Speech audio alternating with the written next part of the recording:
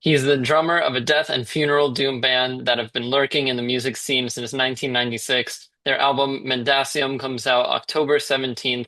Please welcome Vince Verkey from Evoken to the podcast. How are you doing today? How you doing, man? Good. Sad day hearing about Thomas Lindbergh dying. Oh, wow. I didn't even, this is the first time hearing about it. You just broke the news to me. Wow. Oh wow, yeah, yeah. He passed away earlier today from cancer. Jeez. 52. I don't know Wow. what's going on with 2025. All these musicians dying, and it's just Dude, yeah. insane. Like Ozzy, Prince Tim, and now, and then just like celebrities in general. I probably overshadowed by it. I was just hearing a bunch about Robert Redford earlier today, who passed, Yeah, and so it's yeah, just and like all these people, like within the past few months too. It's yeah, like no, it's even like obscure bands that are like more underground that people may not be familiar with, like a band Bethlehem. Like all these different people are dying, and it's like at a very young age. Not Robert Redford, obviously. yeah, no, but it's sad at any age, and so Yeah, tough to deal with. But we're yep, here, we're whatever. getting through it. We were just talking about maybe it fits the vibe. We were talking about how we both kind of have ominous backgrounds today behind us. Um, fits that kind of message, I guess. But thanks so much for coming on, telling me a bit more about the album. I'm excited to get into it and hear more about it. Absolutely, no problem. Yeah. So the first thing I want to get into is actually just the single for this album, Matins. Matins. Okay, Matin. It's out now. It's the first thing you released since the Hypnagogia album back in 2018. How has the band, you personally, changed since then? Just take me into this kind of period of time in the in-between years and what's been going on. Well, I mean, we had the lockdowns from the pandemic, Yeah. and so everything came to a screeching halt. And we couldn't get together for a while, so we couldn't write anything. Um, yeah, it seemed like the what leads into the album itself, its title, is it was just you didn't know what was going on because you have parents that are older, so you got to worry about them. You got younger, like nieces and nephews, and kids that are you don't know what's going to affect them, and you're getting different stories and everything. So that really played into how we were looking at things coming out of the pandemic because it just sucked the life out of you. Like there was so much concern on how people were going to make a living, and music seemed inconsequential. It was like it wasn't. It was like something that was so far behind and out of view for a little bit. Um, Hmm. it really it changed a lot of people and changed a lot of things. One thing, I mean, I'm sure if I talk to somebody else, they'd have a different experience. But for me, there was in a weird way, enjoyed the pandemic a little bit because it really settled things down. Because I live in such a densely populated area, so I Yeah. was able to go anywhere I wanted, and there was nobody around, not a sight, not a sound. And we're right near Newark Liberty International Airport, so it's constantly planes. Okay. Yeah, I'm sure. Busy. So it was fantastic. Just walking down the street, lights flashing. You see all the neon lights in people's windows from just the TVs. Nobody's able to go anywhere. Hmm. Um, but it changed everything. It, to the point where everything's done online. We're still old school, but it changed our way of thinking. That sometimes you have to really, no matter what, you have to do your own research into anything. It doesn't matter what it is, because chances are you're not getting the entire story of what you need to know in order to make it through anything in life, really. Yeah. Yeah. And then so just like with the release of Matins kind of starting the the I guess era of this album or the release cycle of this album, what about Matins was kind of stood out to you or the band as like this should be the lead single or this is how we should kind of come back into the scene? Well, it was the Hypnagogia was like more of a melodic and at times in a weird way had a hopeful sound to it. Um, so it was just a combination of coming out of playing that, less than what we're usually doing. It's usually it's very heavy bottom end guitars, like right up here, in your face. These were a little pulled back. We used different amps the last time. Um, actually the first song we wrote for the album is the second track is Laos. Matins came second. Um, and we're pretty open as to the singles that get put out. Um, so Profound Lore was asking, I think we should do Matins and we should do No On. And Yeah, we were like, okay, yeah, we'll do that. But it's an album that's meant to be listened to as an entirety as opposed to singles. got it. But I mean, I get it. You gotta put something out there to let people know something's coming. There's an album coming. But as far as long as the tracks on the album, one leads a nice flow into the next one. Um, Yeah, but singles, I'm not a big fan of it, but I understand the reason why you have to do it. So yeah. we just took It's that. Profound Lore suggested it, and we're like, okay, let's do that. Because Matins, I think, represents a little bit of everything on the album. You have your cleans, you have your blast beat, you have mid tempos, super slow tempo. There's a little bit of everything in there that samples from the entire album. yeah. I'm kind of with you there where I wish artists and bands could just kind of put out an album without singles and like that's the new project or the new thing that's out there. But I get the marketing side and the business side of getting singles out and it seems like nowadays you have to be someone just recent example, you have to be someone like Justin Bieber to just put out an album without any warning. And it's like why can't all the bands and artists do that? I think it'd be Yeah, great. for me, singles are like it's kind of like indicative of today with movies. Like movie trailers show Yeah. so much now. By the time you get to the theater, you already know what the movie's about.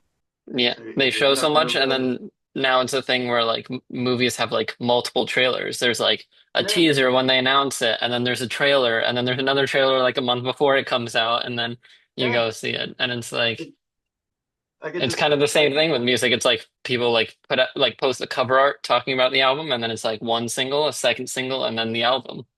yeah. And the funny thing too is like it represents like now everything's got to be in very short attention span.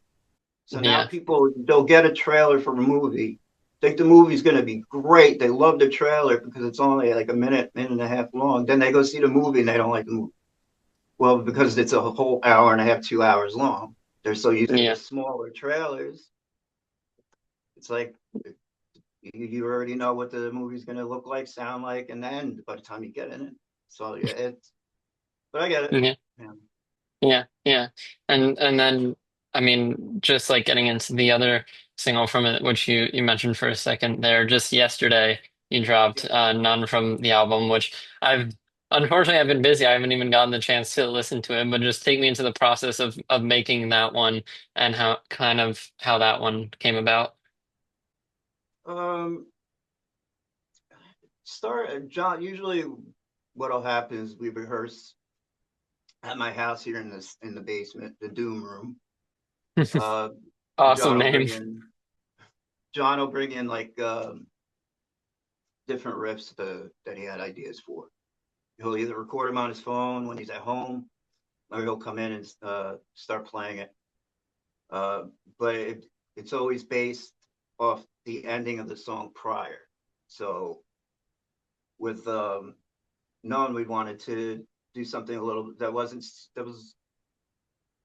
just clean guitar, starting with a clean guitar, but not so much so because one of the other songs on the album has, a decent section that's clean.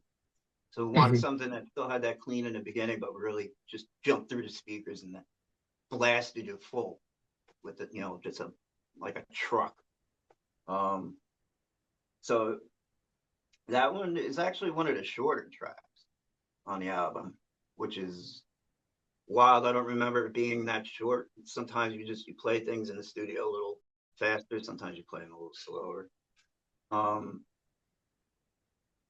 but that one, yeah, it was just a natural reaction to the song before it. It has to all piece together, so there's dynamics to it. Um, so there's nothing special that we do. It's just come in, we write. John will have music, or maybe Randy will have something. Don, Dave, and we'll work on a riff. Sometimes we'll play a part they come up with. They'll play it. We'll play it like 20, 30 times in a row, just to try it out with different tempos, different things, stopping, not stopping, until we get it down. We compact it down. But I mean, other than that, it's just pretty standard, normal music writing. Are you a music artist looking to get your songs on Spotify, Apple Music, and basically every other streaming platform? Then you should check out DistroKid. DistroKid is a music distribution service. It's what I use to get all my music out across platforms, and I find it really helpful. You can manage your songs, lyrics, credits, and even manage releases across artists under one account. I don't think I would have gotten started as early as I did with music if it weren't for DistroKid. So if you want to get started, I'll put their pricing on the screen here. And yes, that does say the cheapest plan is at $2 a month. I know some of you spend more than that every day on your coffees. Like, this is to get your music heard by the world. But we're getting off track. DistroKid has so many additional features like pre-save pages, getting your music onto platforms like Instagram and TikTok, where people can put your music on their posts. If you use my link in the description, you will get 7% off any of these plans, making it even cheaper to get your career started, and so much more. So again, check out my link in the description for 7% off any plan. And now let's get back to the episode. So you mentioned there a lot of the process starts with kind of going based off the song before it. Were you guys kind of working on this album continuously, or like when do you guys kind of come up with the track list for this album? And is it just like these are the songs we made in this order? It's a little bit of that. Most of the songs are in order that they're written. Um, but on this album, I don't remember on the last one if we did that, but John had John will take all the rehearsals that because we record our rehearsals on a cell phone, and as you're going along, we'll maybe record half of it if it's half done or whatever. But once we're getting to near the end of the album, where we think we have enough material, John will go back through and listen to everything in one shot, all the rehearsals, all the songs next to each other, to see if there's a nice flow to it. Does it have a beginning? Does it have an end? Um, so it's basically it has to make sense. So sometimes, like I said, Lauds was the first track written right at the tail end of the lockdowns for the pandemic. But that wound up as track two. Meanwhile, track three is an instrumental, and that didn't come until, I mean, maybe 3 months before we started recording. So on Yeah. this one, it was a little more. There was little. There's more attention placed into how the songs were going to be placed on the album, as opposed to usually one or two a switch. But this one, there's a few of them that switch around. Yeah. Awesome. And just getting into kind of the album as a whole now. And then thanks for that. And then like detailed breakdown of, making the album, but just for the album kind of aesthetic or branding, that cover art, which is awesome. I read that is designed by Worthless, but just like Yeah, where did the kind of idea for that first originate, or just tell me about the process of making the cover art for the album? yeah. It was an idea I had kicking around in my head for a few years. But it was something I came across when I was down a rabbit hole for Outremore's two albums before this one. Um, and it's like an amalgamation of different things you read and take in. but the music in the last album didn't really feel like it fit the story. Hmm. So I had to kick it around in my head in a while, but then once the pandemic ended and things just kept getting progressively worse with people being so divided and what have you, and I was just like, to I'll stop and let me backtrack. So Yeah, no, no problem. during the pandemic, it was like very early. They had a YouTube channel, and it looked like something you would see for the Olympics. So you had like the total people infected, total people that were killed, people that are recovering, people that have recovered, what have you. And then it had all the countries. Below it, they had this huge chat room, and it would go by zipping past. I mean, from all over the world, thousands. And I noticed two things. The first were parents that felt they were comfortable being anonymous in a chat room to express how scared they were because they had to stay strong for you know their The spouse or their kids, kid. yeah. So it gave them an opportunity to kind of let that out. The second one I noticed was a lot of people who, for whatever reason, before they weren't religious at all. They didn't have any. I don't know if they had any faith or what have you. But I noticed a majority of people suddenly were started to pray because they thought they didn't take it serious before and they thought the apocalypse is here. So I started praying today. I Hmm. was like, it amazed me how quick people who never even put thought into that, where they get so scared that they're willing to buy into anything that'll comfort them at that moment. Yeah, I think that's like, to me, that's like harmful.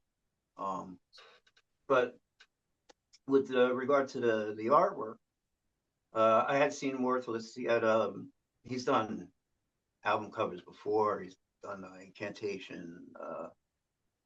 I'm trying to remember who else. I can't remember off the top of my head, but he has a really good eye yeah, for like capturing certain atmosphere.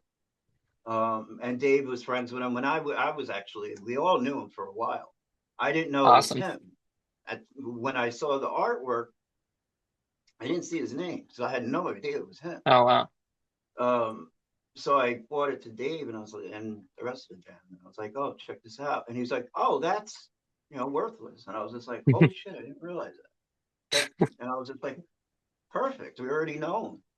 So I asked him if he was interested. He was interested.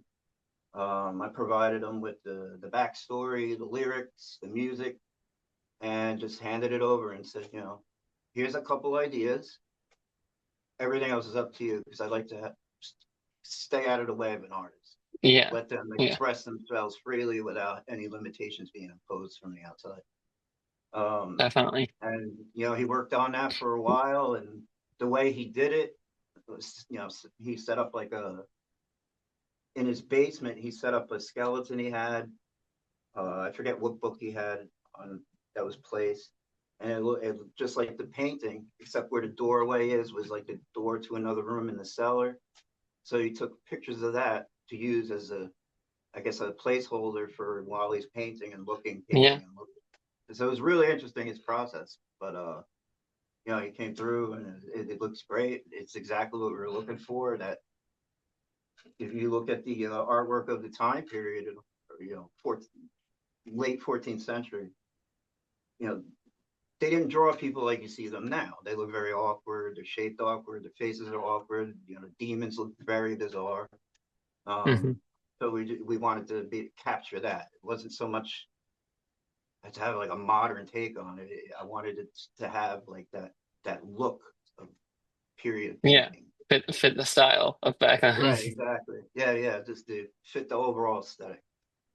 Yeah, I mean it's awesome that you put that much kind of thought into it and that much ideation and that you really went all in with the cover art. If you know having it be like a straight up painting that's kind of made, and then go from there. I think that's awesome, and just shows the amount of love and effort that you guys as a band put into everything. And Yeah, so, yeah, yeah, Hey heroes, sorry to interrupt that podcast episode, which I hope you are enjoying, but I wanted to tell you about my clothing line, Quest Clothing. Ever since I started really pursuing YouTube and music and all these creative things that I do, I've dreamed about starting this clothing line specifically. I had the name, I had the idea like for years before I started it, and now it's finally here. You can wear clothes like this. I have sweatshirts available, t-shirts, even clothing for like my music with cover arts and lyrics and things like that. It's all super, super cool. And right now is the best way for you guys to support me across everything I do. So be sure to check out the Quest Clothing web store with the link in the description and follow at Shop Quest Clothing on Instagram for updates about collections, discounts, things like that. Anyways, I don't want this self-sponsorship to take too long, so let's get back to the episode. the band name Evoken. I wanted to check with you because I've read that that's based off a demo by Thurgathon. Is that true, or just like what can you tell me about coming up with the band name? yeah. That's 100% true. All right, When we first started, we started back in '92, but we went under the name of Funarius. got it. Um, but what happened was, I think there was two other bands with the same name. So we decided, all right, we'll change the name. And actually, our bassist at the top, Rob, was really, and we were to an extent as well, starting to listen to a lot of the early '90s black metal, like Yeah, especially the Emperor and Slave split. So Rob came to us with Asmodeus. We're like, okay, so I drew the logo for Asmodeus. But then Rob was leaving. He moved to Alaska, and we just felt like it doesn't fit the band. Where it's slow. It's Asmodeus. You think black metal. You think something totally different. So Nick had just called me up one night, and he was just like, "Hey, what do you think of the name Evoken? It fits the music. It's from a band that we're heavily influenced from, Thurgothon, hmm and it was like, that's perfect. So we yeah, went with Evoken, and I started drawing a logo for it. yeah. Which an awesome logo also. It looks Thank you. awesome on all the cover arts and everything. Did you talk to Thurgathon at all, or did you just start kind of running with it and go from there? We just yeah we were in contact with Nico. Hmm I don't remember. Trying to remember if we mentioned it to him at one point. I'm sure we did. Um, I just don't remember off the top of my head. But Yeah, that's all the right. funny thing is, years later, he's in his country of Finland. I don't know about now, but he was a fairly well-known music producer years down the Awesome. line.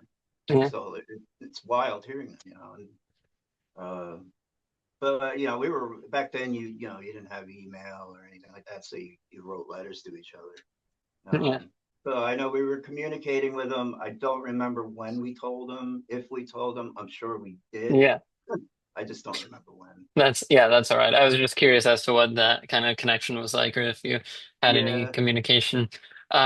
Just like going forward, because obviously, like it really surprised me, and I was so impressed by how long this band's been around. You mentioned '92 starting under another name, '96 with Evoken, but like has obviously gone through so many like forms and lineup changes and everything. yeah. How do you kind of keep a similar sound through that, or like keep the band going after all that? Uh, well, John joined. I mean, almost near the beginning of the band, probably about a year later. Hmm Um, so it, it's like you're with somebody for that long. You have the same interest in music. You can you don't even have to say anything to one another. You'd be in a room. I start playing something, or John starts playing something, and it automatically just know what to do without Yeah, saying a word. Um, just going so based off the music. yeah, so it's just like basically you continue on with what you try to improve your sound wise with your equipment and your instrument and you're playing. But you know, after doing it for so many years, it's in our DNA. It's just like we can't help it. It's something we just love doing, and you know, that's why we're able to maintain it for so long, because it's honest. It's 20 people listen to it, great. 20,000 Yeah. people listen to it, even better. But you know, But you're we staying enjoy. true and authentic to you guys and like making what you Yeah, want to make. yeah. I mean, it's something that we enjoy doing. It's something in our DNA, and you know, maybe that'll change one day. I have no idea, but it's, you know, we're stuck with it. Yeah. Well, I'm so curious because you mentioned like being based out of kind of the Newark area. You're like obviously kind of in a more American band, but I like doing research. I was looking and you have such kind of a global fan base, or you have listeners all over the world. Just like and taking a look at your top cities, it's literally just like continent after continent. Kind of what I guess how have you kind of established this such a global fan base or like gotten listeners from all over the world versus like focusing more locally? uh, it's just that's where this genre really originated. Hmm. Uh, in the Scandinavia area.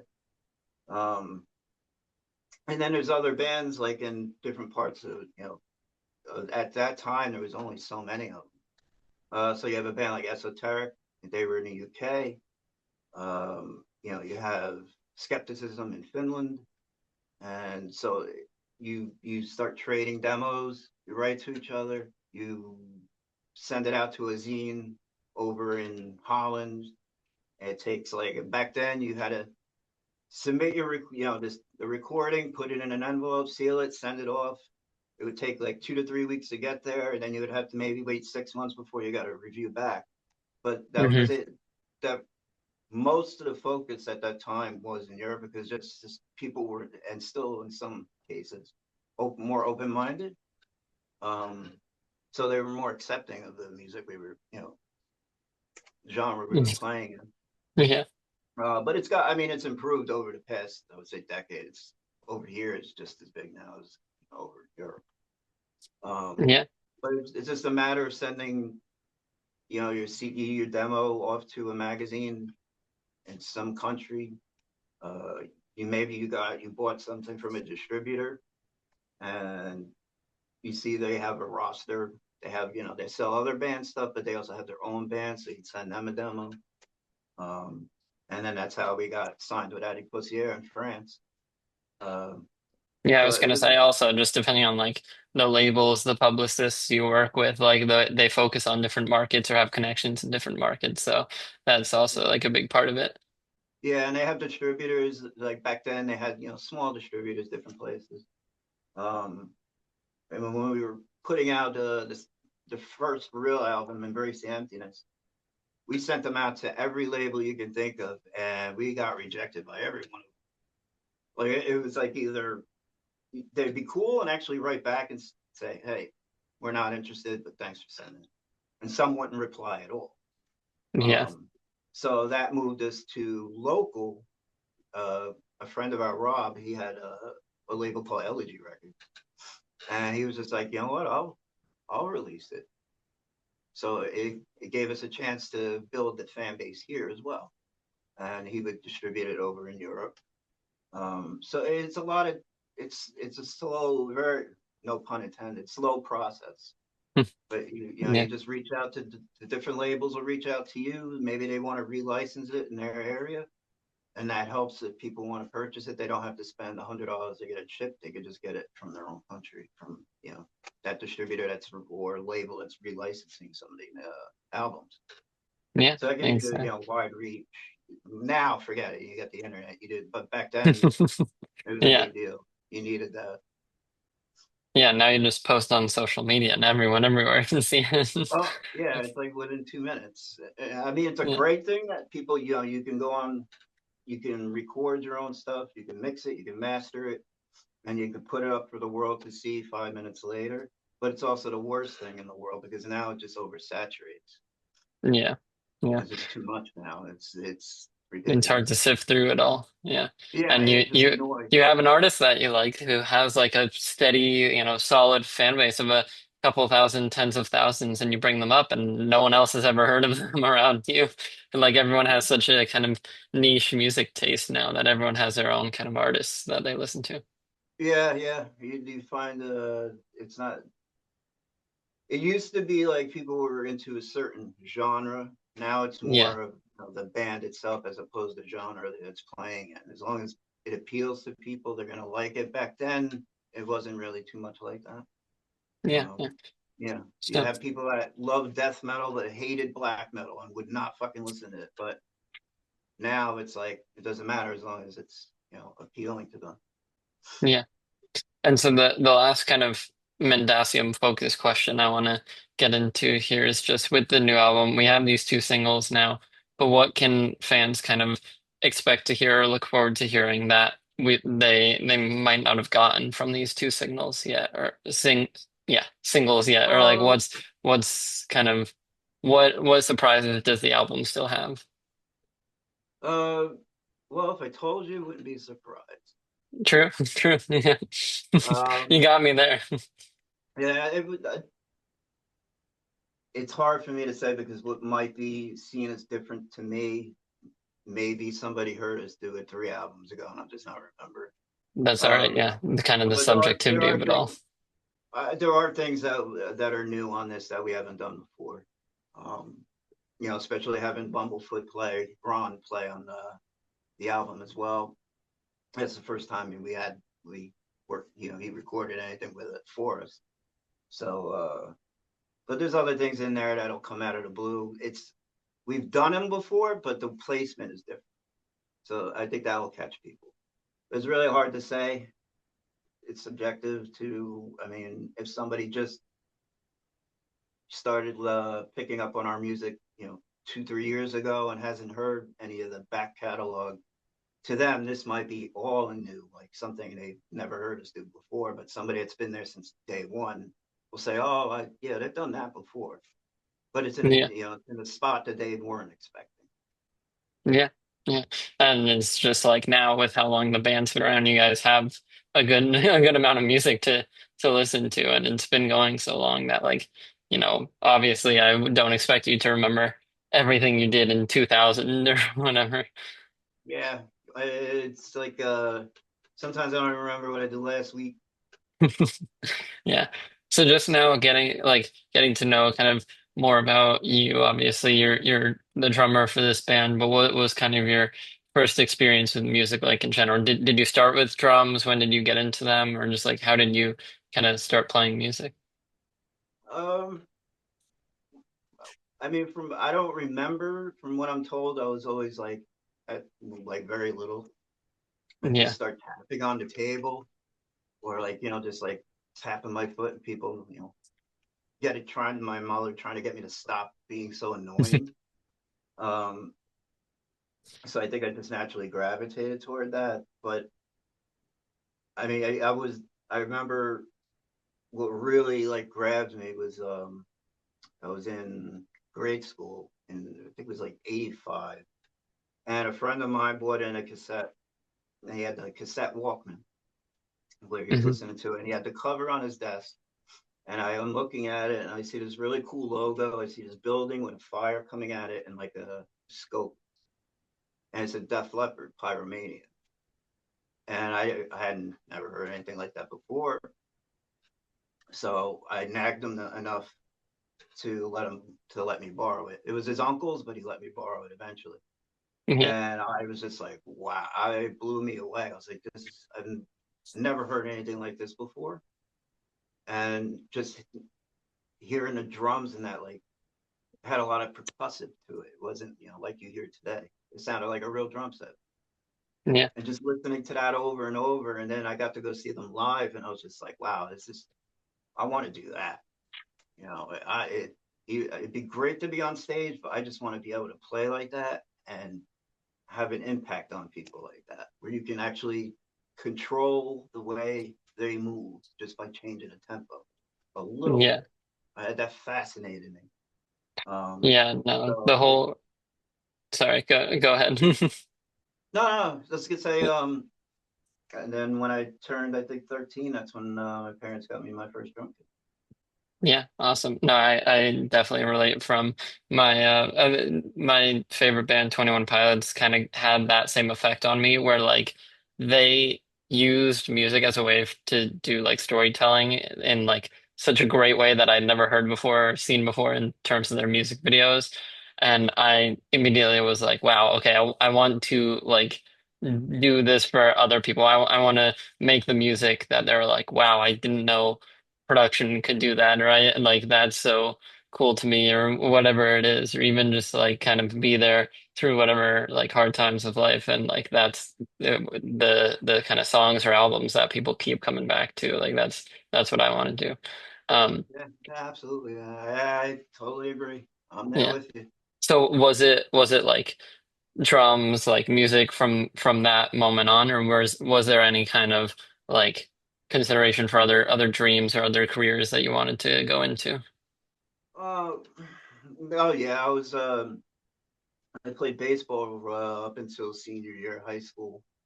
Nice. So that was one thing I enjoyed doing a lot, and I wanted to keep going, but I mean, once I started playing like with actual other people, people playing guitar or somebody on a bass, and just getting together and playing with your friends, music that just swallowed that all Took up. over. Yeah. Yeah, yeah. So it was just like baseball was just like goodbye. It was just like I wanted to, in some way, shape, or form, be able to like play in a band, write music, and at the time just record something, which I didn't understand what it even meant. And when I first got my drum kit, Yeah. my first kit, I couldn't understand why. I was like, I would hit the drum. That sounds like shit. I was like, why doesn't it sound like the album? Not knowing there's microphones, there's mixing Yeah. board. You don't get a drum kit and it doesn't sound like an album. Yeah. Yeah. Uh, There's production, mixing, mastering, so much that goes into it behind the yeah, scenes. yeah, and I had no idea. I was like, drums sound like shit. Am I playing them wrong? Why don't they sound like that? At the time. But yeah, it was drums the whole time. I thought about like when I was really young, like guitar, but I was like, I just like Yeah. to pound on things. I guess I don't know. Yeah, yeah, no, I get it. It's kind of the same thing for me where like I when I was really young, my parents put me into piano lessons, but then around the same age or so, 13, I discovered drums and like rhythm had always come so easily to me. And I was like, okay, this is way easier. I get it more. I want to do this. Like I'm not into like sight reading like notes Yeah, on a staff and everything. Like I understand rhythm. I can do different things with my arms and legs. Like let me just do do that. And now with that love for baseball, now we just need Evoken to have a song be used as like a walk-up song in the MLB or something. yeah, right. When the pitcher comes out of the bullpen, Yeah. he'll have to come out really slow. It'll take him like an hour to get out there. Yeah. Awesome. Well, with just like how long you've been at this for, you like, I mean, obviously playing drums since you were younger, but just like even in a band since the 90s for literal decades, what kind of tips or advice would you have to any bands or any musicians kind of coming up and wanting to join a band, form a band, anything like that? Uh, yeah, it's hard because it's so different than it used to be. Yeah. Um, now, I mean, back then you didn't have like YouTube or somebody to tell you, well, this is how you're supposed to get your band together, and you're supposed to do this so you can get to this place. You just had to, discover it on your own. Um, Hmm. I mean, I would say the number one, the most important element or way, let me rephrase that. The most important realization, I guess you could say, is Yeah. expect to fail. Don't expect to come out as a rock star with a lot of money and Hmm. like big houses and thousands of fans at a stadium arena watching you. you just got to realize, okay, I'm going to play what I want to play, but chances of me getting anywhere with it are like 1%. So just don't worry about what people are into at the time. Don't worry about if somebody thinks what you're doing is antiquated and 20 years old and nobody does that and listens to that anymore. Just go with your gut, play what you want to play. And if I think if you do it long enough, if you're patient enough and you have perseverance, you'll eventually it'll come to you. You'll start seeing that appreciation come back to you. Yeah. It's long. You're gonna trip along the way so many times, but you just got to realize that whatever you're doing, play for you. Don't play for someone else. Don't write for someone else. Write for yourself. And if it happens, cool. But you know, set expectations to zero, practically zero. Yeah. But I mean, the big thing is like, yeah, and everyone has their own music taste. Like everyone is so different, likes what they like. But whatever you like, there is definitely someone out there who likes that same thing. And so Absolutely. a huge piece of advice I got when I started making music was just like you're making it for you. Like make it for you, make what you want to make, not for the audience. And then there will be people who also enjoy that and they'll come to you and they'll find it, you know. And Yeah. just I mean back to 21 Pilots, their new album is very they've been telling a story through their music, and this one kind of wraps it up and is like very heavily focused on the story.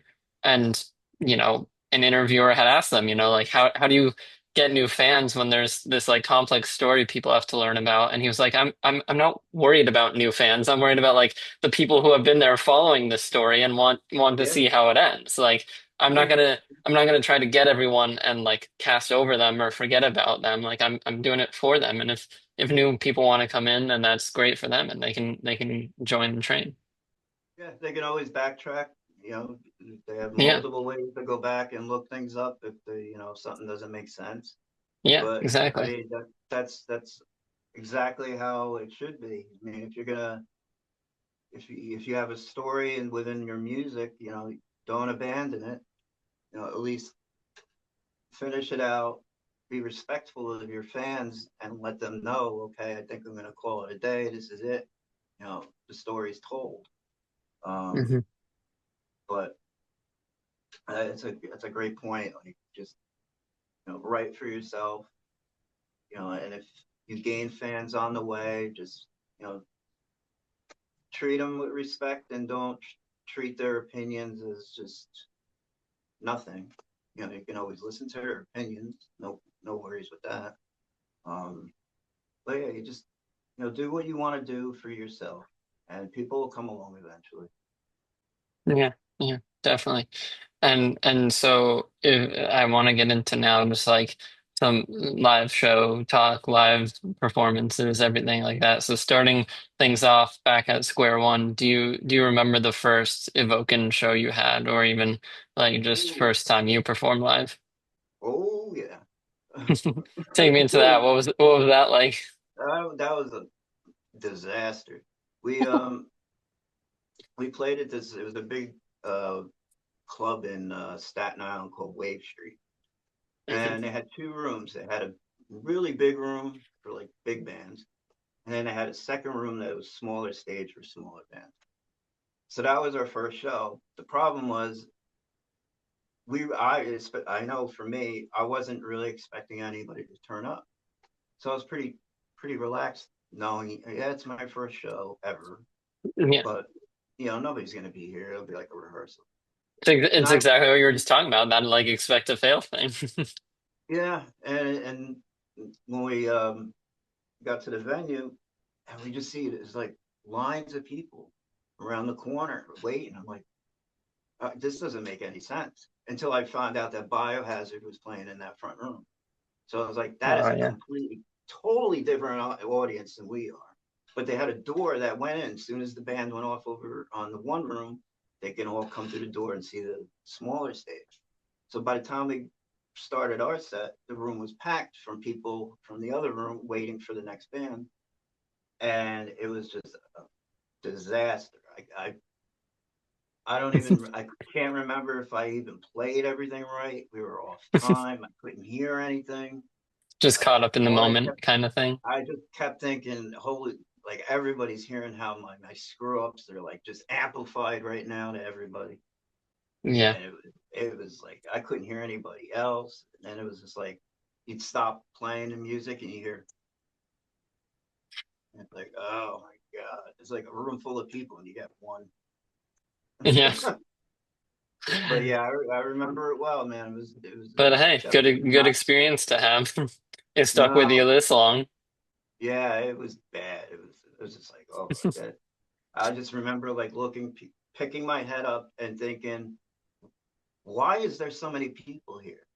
I was actually aggravated that there were people that came into the room. I was just like, you're not supposed to be here. That's awesome. Yeah, and then I mean, it definitely sounds like it won't be that one, but do you have a live show that's kind of been your favorite or that just like really sticks in your mind? Uh, yeah, yeah. There's quite a few, but I would say the last European tour, I think it was 2022, 22 or Mhm. 23. Um, we played, there's a festival in the Czech Republic called the Brutal Assault Festival.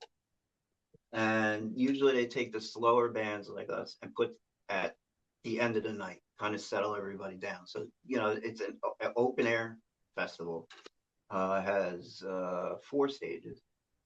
They have two big main stages. That the third stage is still pretty big, and then there's like a really small stage. So we played the first night the festival was open. So bands didn't start till about 2:30 in the afternoon.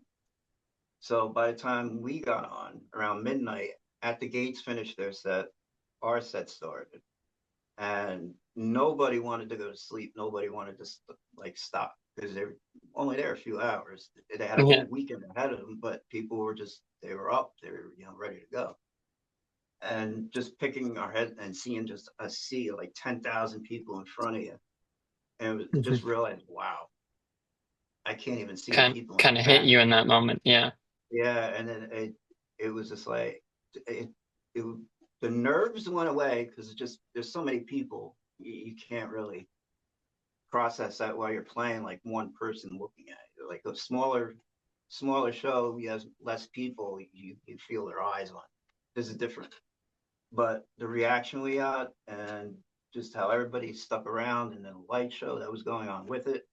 Our sound man Rob did a fantastic job. And just having people come up to us after that show like thanking us for playing. They had never heard us before, never heard the band before. That's one that really sticks out. Mhm. The only other one, there's a few, like I said, but there's one we did. We played at a local club in Brooklyn called St. Vitus Bar. And Greg McIntosh from Paradise Lost got up on stage and played Rotting Misery, which I would have never imagined in a million because they're one of our influences. They're one of the big three. So to be up on stage playing my favorite song of theirs with the guy who wrote it is mind blowing. I told myself take a mental snapshot before we start. Just look out, look to your left, right, center, and just take it in as a mental snapshot. So I mean, Yeah. those two things stick out for me the most. But the Brutal Assault Festival one was the best. Oh, that I'll never forget. Yeah. That's awesome. Awesome. And then I guess yeah, last live kind of show question I have is do you have a kind of bucket list of venues or festivals you want to play one day? That's a good question. Because a couple of them we played already, like Hellfest. I definitely want to go back and play Hellfest. Hmm. Um, Bloodstock would be a cool. Bloodstock in I think that's in the UK. Yeah. Vakken, I don't care about anymore. That's I think Hellfest took that over Yeah. as far as How was it popularity. playing Hellfest? What's that? Did you say you played Hellfest and you'd want to go back, or which? Yeah, yeah, Yeah. absolutely. So I how would. was that first experience playing Hellfest?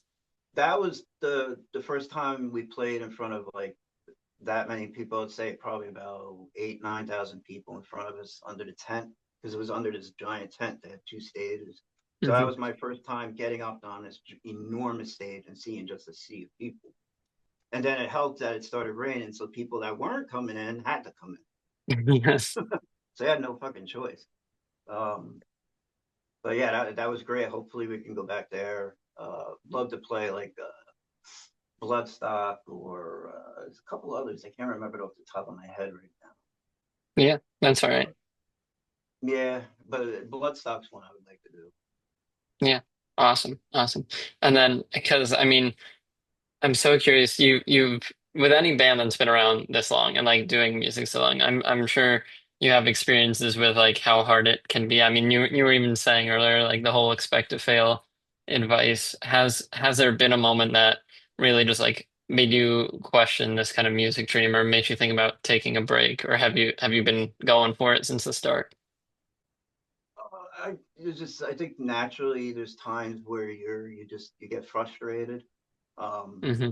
you know, every musician will go through them at some point. It's just a matter of how late or how early or how late it happens. But yeah, I mean, there's been a couple times where it's just like you playing a show, and this is going back a number of years, and there's only certain you see like an empty room, a couple people in there, and you're like you're getting not getting paid at all really, and you think, why am I hauling all this equipment just to do this? We could do this in a rehearsal space and save a lot of money and time and effort. Um, but then you get out there, you play, and you, two people there, they totally get into it, and you're right back up again, like, okay, let's do it again. Yeah. And eventually that grows, and that's happened for us, which is we're fortunate. But yeah, you always go through those moments, for various reasons. It's just a matter of being persistent. Yeah, awesome, awesome. Well, I want to get into a bit now, like some of the songs that you guys have a band have put out through the career. The first one being, I think it's Valorous Consternation. I think is your most streamed song on Spotify or most popular. Like over 170,000 streams. Did you have a Oh, feeling that that was gonna like take off or be as big as it is? no, not at all. Hmm. I mean, we enjoy it. Yeah. It's it has some really like cool like sections that are up tempo death metal. Um, but I mean, no, I wouldn't a million years think of that or any song of ours like garnering that much attention, which is it's cool to see, but yeah, I wouldn't have been able to anticipate that at all. Hmm. Yeah, no problem. And then I guess kind of on the flip side of that, is there or has there been a song that you like really believed in, you really loved, you're like, this is great, and it just hasn't kind of gotten up to that same performance as Valorous Consternation? No, because I'm always like, Okay. I'm You always so have go in with no expectations. no, yeah, because it's just something. When we started this band, this genre, there was only a handful of bands doing it, Hmm. and we wrote it because, of course, we wanted to be heavy, we wanted to be dark, but also we wanted people to be kind of turned off on it. So like a normal person listen to it and actually recoil, and that stuck in my head even up till to today to a degree. Um, but yeah, I've never recorded or wrote a song or the band write a song that I thought, oh, this is the one. You never think that. To me, Yeah. it's like, we write it, we record it. I think it's, amazing, and people like it, cool. But other than that, that's as far as it goes. Yeah. Well, I mean, yeah, and that makes sense to me. I don't know if you know the band, but I was talking to the band Vacuous and their I think guitarist Yeah, Michael. Yeah, yep. um so I was talking to them and he was like kind of saying the same thing. I think it might have even been the same question. But or it was the advice question to new bands. And he was like, "Listen, we're a metal band. If you're a metal band, don't go in it for the money. Like it's a smaller genre. It's not always like the most pop. It's not pop, rock, hip hop. It's not like at the top of the charts. You know, it's a very niche genre. The people who get it, and you know, it's something you want to do. It's not like the best business move to start a metal band." No, no, there's no commercial element to it whatsoever. Yeah, You know, awesome. and unless you decide to let people in for free, lock the doors, and charge them to get out, then you make a lot of money. But other than that, no. Yeah. Yeah. And then there's like going forward with some of these song questions. If there's someone listening who hasn't heard the band or maybe wants to get into it with this new album coming out, what song would you recommend as like an intro to the band or like a good way to get into Evoken? Oh, well, that's a tough question. Yeah.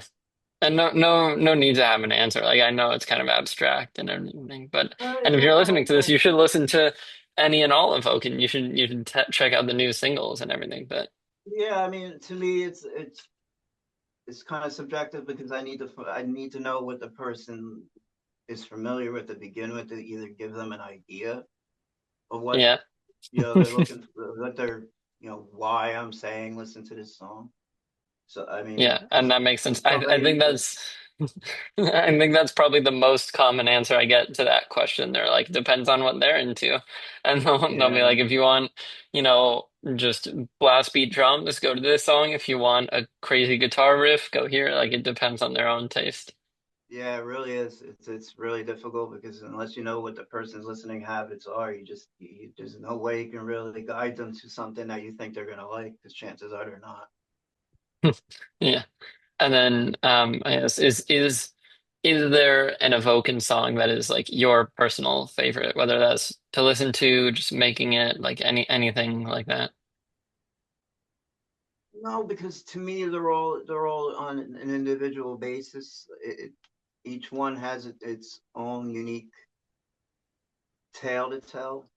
Hmm. It's like I know this is like been answered by a million bands before the same way, but like No, it's like that's all asking right. That's all right. no, no, I'm not like Yeah. let me rephrase that.